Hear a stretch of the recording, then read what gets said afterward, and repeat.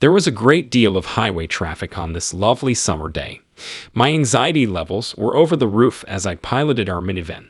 After spending the night out of state with my husband's parents and their three dogs, my husband and I returned the next day. They were planning to remain with us while his dad recovered from a stroke he suffered a week prior. It ended up being an entire year. I suppose I should mention that our 6 children, whose ages ranged from 17 to 5, were living with us during that period. We were also pet owners. Life had thrown us all a curveball, but we were adjusting to it. The value of family has always been something we stressed to our children. Before my 3 o'clock work shift, I needed to go obtain my paycheck so I could stock up on food. Even though my schedule was tight, I was able to stick to it. Contrary to human expectations, God was up to something else. Sitting on the grass was a troop of Boy Scouts, and in the center of the road on the left was a car with a flat tire. I was traveling in the fast lane following the traffic flow when the vehicle ahead of me stopped to assist someone by entering the grassy median. In my rearview mirror, I caught sight of a semi-truck's grill as I depressed the brake pedal to reduce speed. Not the vehicle per se, but the grill on it. It was the most horrible thing that could have happened to me. I felt a mix of fear and shock. Those 3 seconds altered the course of my life and my identity, but I do recall exclaiming aloud, "I can't believe I'm going to die today." I caught sight of him and was struck approximately 3 seconds later. Suddenly, time stood still, and it seemed to go on forever. I remained alert, aware of my surroundings, and continued driving. I was in my body the entire time, but I wasn't in Earth time. There was complete silence, and not a sound could be heard. I was talking aloud the whole time, and he was communicating with me by implanting ideas in my mind. Love replaced the panic when time stood still, and I felt so at ease that my fears dissipated. Hugs were falling heavily on me. Before now, I had never experienced love like this. Without a doubt, this was God. Imagine the depth of someone's love for you, and then magnify that emotion by a million. It was obvious to me that there were 2 additional individuals present. Among them was my grandma, though I am unable to explain how I know this. It took 7 years until they finally identified the second person. Later on in the story, I will explain how I learned who it was. I was unaware of it at the moment. It was hard for me to hold back my tears. The majority of us learned to believe in God throughout our formative years. My parents were very devout Catholics, but they rarely followed their own advice when I was growing up. All right, I was angry with him despite my belief because of my abusive past and life in general. At last, I had proof enough to conclude that God exists. Oh my, I messed up.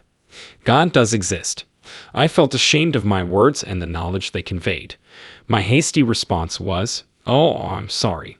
His response, which was filled with love and a feeling of my child, was, "Calm down. Everything is fine." It was a loving and nurturing environment where I felt like a child. His touch is tender and soothing. The next thing I knew, a vivid summary of my life was staring back at me.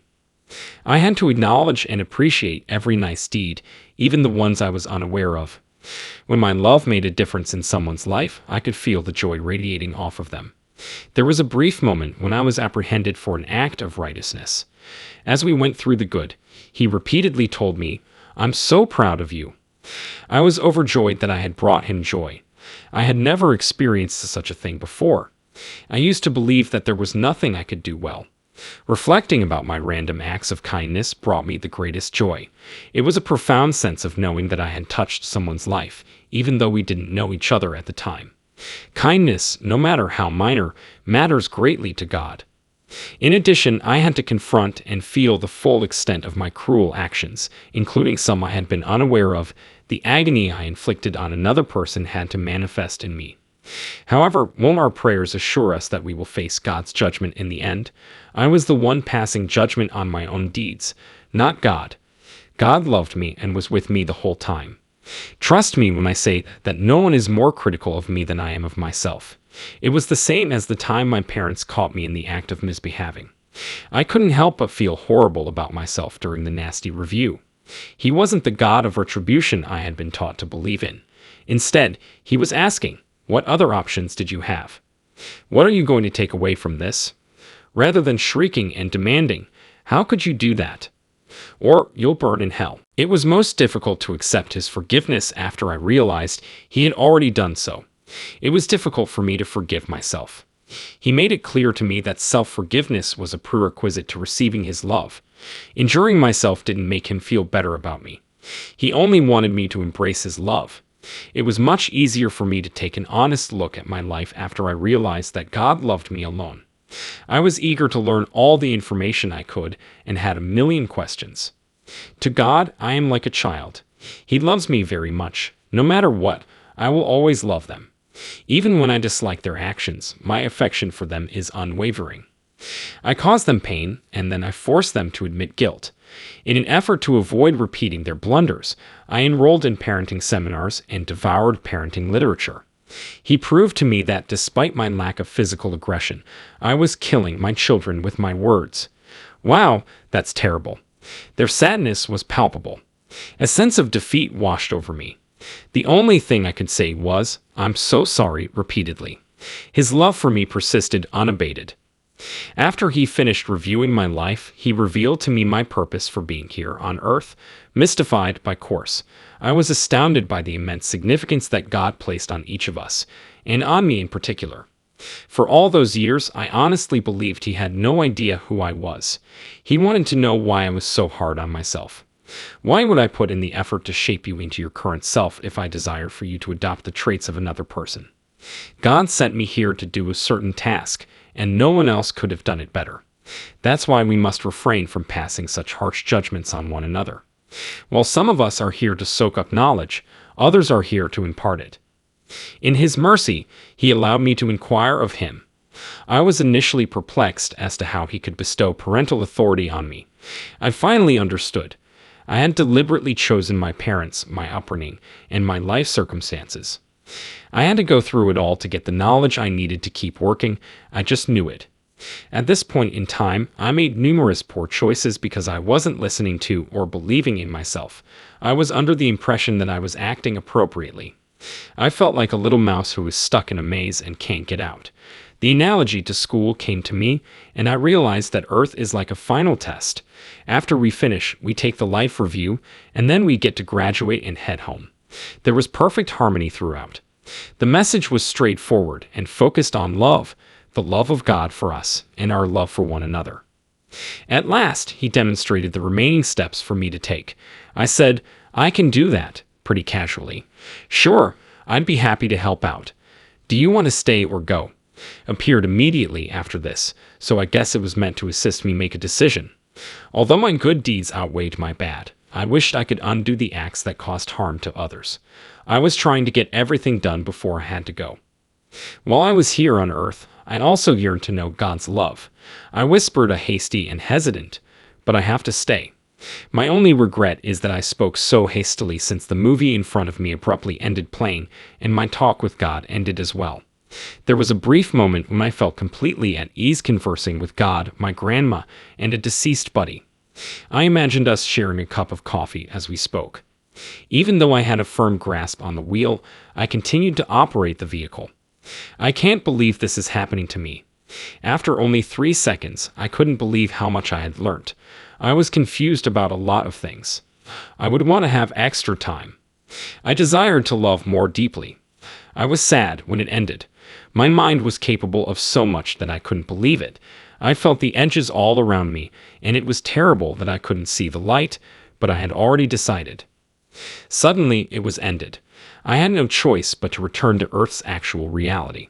His affection, my grandma, and my friend were the only things that remained in my mind. Take your foot off the brake and floor the gas. I listened without asking any questions and blindly followed the instructions. As I collided with the vehicle ahead of me, the truck slammed into me as well. After colliding with the vehicle, I hurled it into the center of the road. There was no U-turn made by the truck. Since I was unsure of what was going to happen, I continued for another 100 feet before stopping in the center of the road. It bears repeating that I would have departed prior to the accident had I indicated my want to depart. My loved ones would have assumed the worst had happened to me if a semi had struck me. At the moment of collision, it would have been my body, not I, that would have tragically died. A comforting embrace of God's love was still enveloping me. It was all a mystery to me. Things had changed a short time after. I felt well, therefore I didn't see the need to visit the hospital. Never again should you risk getting hurt by deciding not to get checked out after an accident.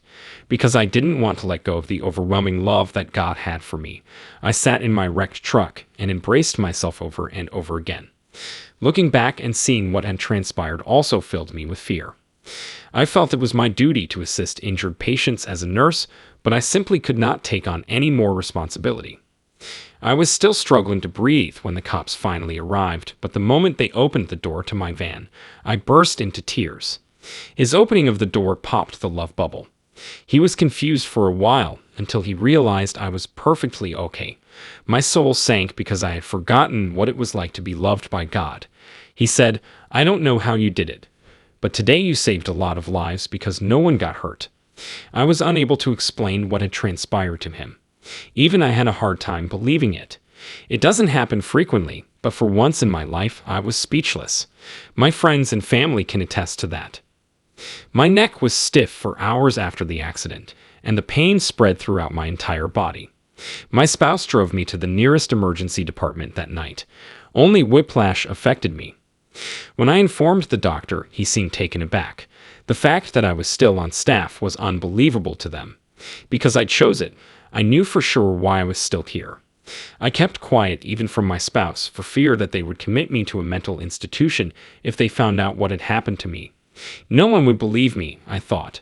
I was also shown my life's mission and the tasks I still needed to complete during my evaluation.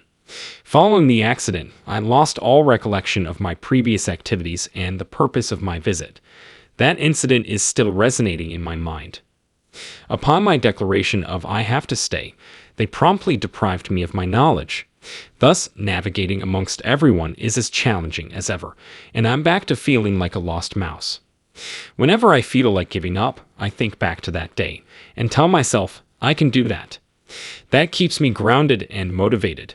I delight in doing what will bring joy to God, since I am convinced He is watching over me. Every morning, I am reminded that I am a child of God by keeping a picture of myself from first grade next to my bed. So that I don't let myself get wounded by dwelling on difficult thoughts, I take my time deciding what to do when faced with a challenging scenario. I strive to do the right thing, but I'm far from flawless. Finally, I want you to know that my husband totaled my automobile 7 days prior to this collision. We were both unharmed following that accident, even though I was in it. On that fateful day, neither of us experienced a near-death encounter, but I still felt quite bad for him because he wrecked the automobile. This was my very first automobile. I picked it out and had my name put on the registration. The vehicle was fantastic. This prioritized list is utterly chaotic. He destroyed my vehicle. Otherwise, I would have been behind the wheel of a Mazda 323. I truly feel that there was nothing else to do on that particular day, and this is further evidence of that. Everything occurs for a purpose. Big Rig would have smashed me in the process.